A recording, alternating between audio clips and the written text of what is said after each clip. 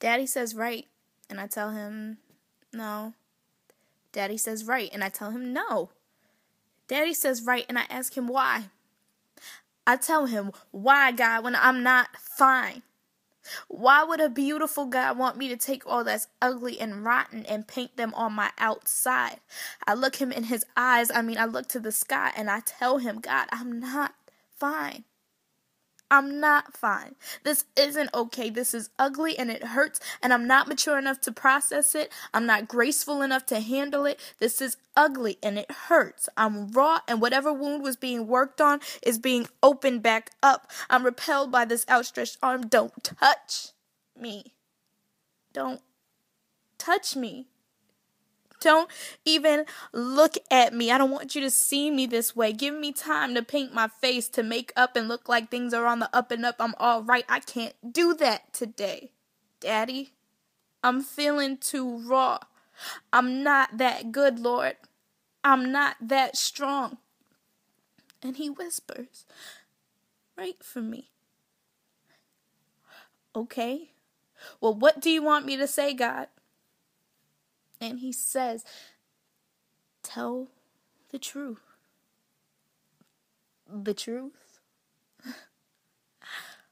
The truth. You mean the truth that on most days I feel like I'm teetering on the edge of sanity, and too often my logic fails me because my intellect can't earn the respect of my feelings because knowledge never healed a hurting heart? That truth? Or what about the truth about that poem that was only a class assignment that started off as a joke about why I don't want any children, that responds to a poem by Weldon Keys for my daughter, the one that goes, for my son. Looking into the eyes of my son, I see beyond the novelty of his warm baby flesh, concealed the possibilities of what his life may be. I was the channel that brought him from life to death. He was cradled, safe, secure, provided for in the womb, but my selfishness birthed him into this world, a tomb, gangs, drugs, sex, all vying for his attention, realistic, violent, lust-filled fantasies portrayed with easy access on a television screen. He will revile me for protecting him, despite my intention. When he hits puberty, he will become cold, distant, and mean, called a deadbeat and possibly dragged to court by some whore. His doting wife miserable because he pays child support. It's almost unbearable, the thought of losing him to love or a gun. I have no son, and I'm not sure I want one. God, it was only an assignment. Lord, it started off as a joke about why I don't want any children of my own, but on days like today, that joke feels too close to home. When I read and hear and see images of children, babies who were mindlessly shot and killed, my knees buckle. The pain spreads, lodging at the core of who I am as a woman, and my empty, childless womb aches. I'm almost blinded by rage. And while I can't even really begin to imagine it's too late, because I start placing myself in the shoes of one of those parents outside of that school, watching the door to see the children emerge. And the children begin to exit the nightmare they were forced to be a part of. And suddenly, I'm the frantic parent, scanning the crowd, growing weaker by the second, and faintly hearing the ring of my cell phone before passing out.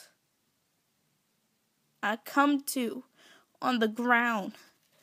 Barely able to make it up onto my knees, I look toward the school and instinctively begin to reach for a child that isn't coming back home to me, for arms that will no longer wrap around my waist or neck, for the comfort that I find in my child's warm breath. And reality hits. I will never again see the rise and fall of that chest.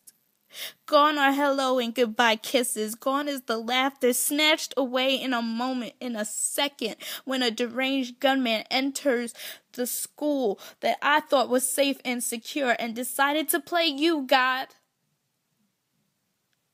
And so I'm angry. Do you hear me? I'm angry. I'm angry and I'm hurt for these people. The news coverage will stop. The horror of the memory will fade. But this is a reality these people will have to live with every day. And it's not right. And I'm not fine.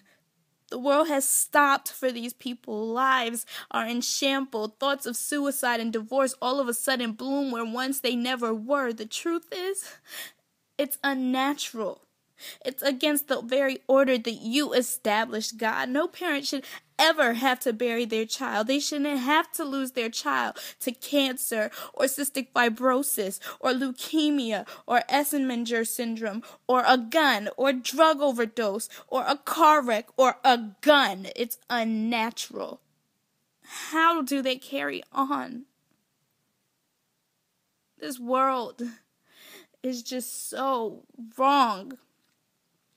And the whole earth knows it. And so all of creation groans. We need a hero. Oh, wretched world that we're in, who can save us from the destruction we bring on ourselves? Who can rescue us from pain, grief, sin, death? Only Jesus. Jesus, the one who was crucified. Jesus who has the resurrection power and can take what is dead and make it alive. And you have promised us the victory. Although it's so easy to forget when we're living in a fallen world. Living, but always still in the midst of death. So, Father, give us the courage we need to look evil in the face. To take a bullet if need be. And to keep trusting in your saving grace. Daddy, that's how I feel. Today, that is what's true. And the reality is, we all need more of you.